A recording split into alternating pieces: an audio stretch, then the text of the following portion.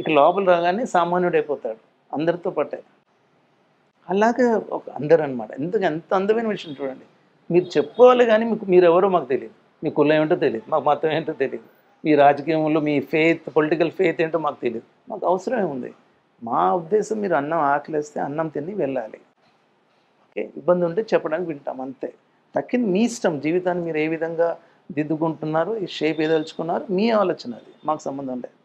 కానీ నేను ధైర్యంగా ఒకటి చెప్పగలను. ఇక్కడికి వచ్చినవాడు మటుకు వచ్చేప్పుడు తల ఉంచుకొని వస్తాడు కానీ వెళ్ళేప్పుడు ధైర్యంగా తల ఎత్తుకొని వెళ్తాడు. ఎందుకంటే అతను బయట అడిగే ప్రశ్నలు ఇక్కడ ఉండవు.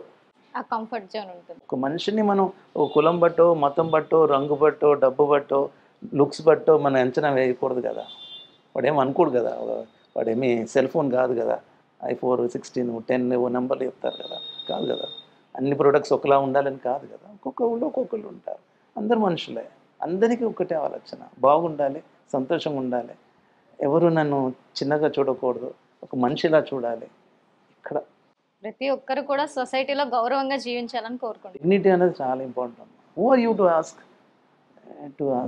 ఎలా ఉన్నావు? కొందరు చూడడానికి బాగాలేక తల తిప్పేస్తారు.